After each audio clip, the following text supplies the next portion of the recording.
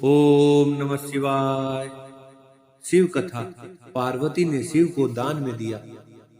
एक श्रेष्ठ पुत्र की प्राप्ति हेतु भगवान शिव से आज्ञा लेकर पार्वती ने 1 वर्ष तक चलने वाले पुण्यक व्रत का समापन किया।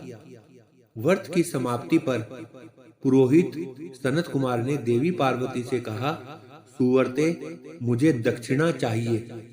पार्वती ने मुंह मांगी दक्षिणा देने का वचन दिया।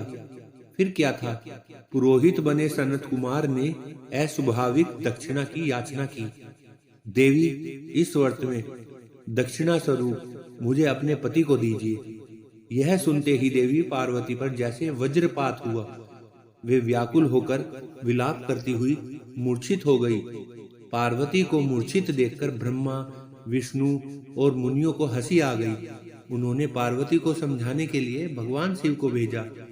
पार्वती की मूर्छा टूटने पर शिव ने उन्हें समझाया, देवी, देव कार्य, पितृ कार्य या नित्य निमित्तिक जो भी कार्य दक्षिणा से रहित होता है, निसफल हो जाता है।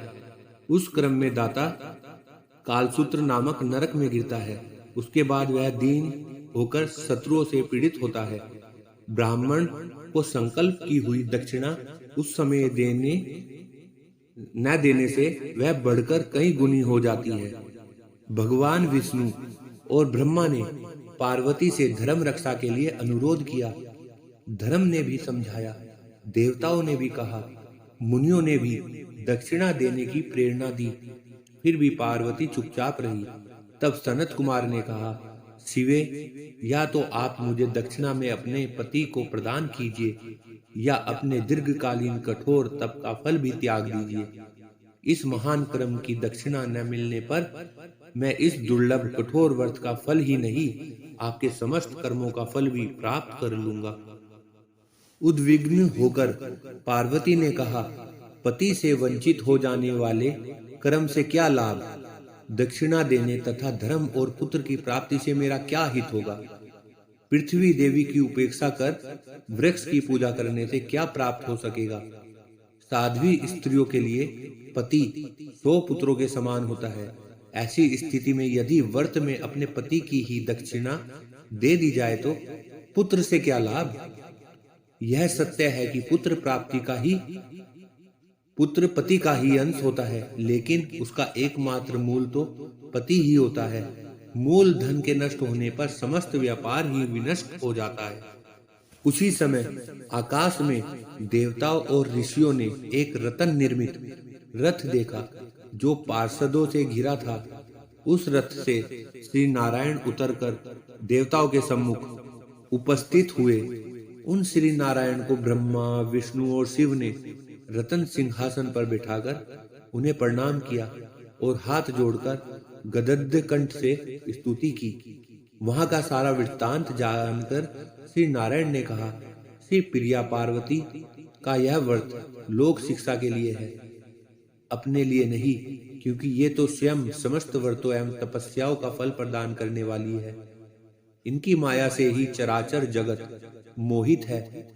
फिर उन्होंने पार्वती को संबोधित कर कहा, शिवे, इस समय तुम महादेव जी को दक्षिणा में देकर अपना व्रत पूर्ण कर लो।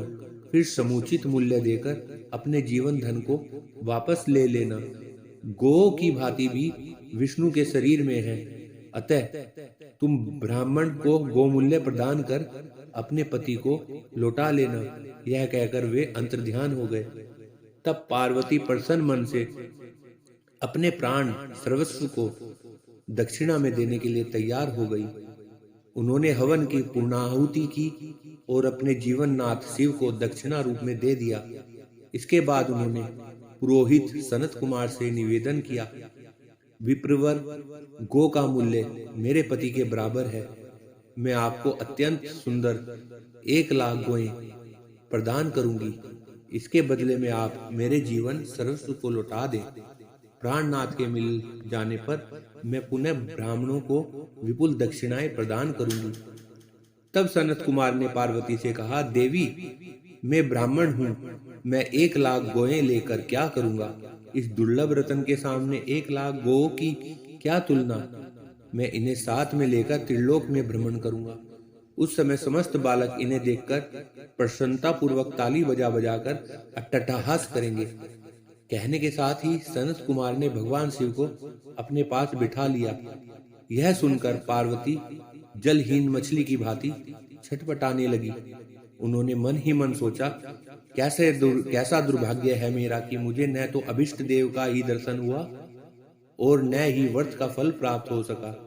अधीर होकर वे अपने प्राण त्यागने के लिए प्रस्तुत हो गई। अकस्मात उसी समय आकाश में तेज समूह प्रकट हुआ। उस तेज समूह को देखकर पार्वती ने उससे अपने ऊपर दया करने को कहा और उस महत तेजो राशि के मध्य विश्व मोहन श्री कृष्ण स्वरूप का दर्शन किया। ऐसे भुवन मोहन अनूप रूप को देखकर भगवती पार्वती उसी के सदृश पुत्र की कामना करने लगी और उसी क्षण उन्हें वह वर भी प्राप्त हो गया। तदंतर वह तेज वहीं तिरोहत हो गया। तब देवताओं ने ब्रह्मपुत्र सनत कुमार को समझाया। सनत कुमार ने दिगंबर शिव को उनकी प्राणेश्वरी पार्वती को लौटा दिया। ओम नमः शिवाय।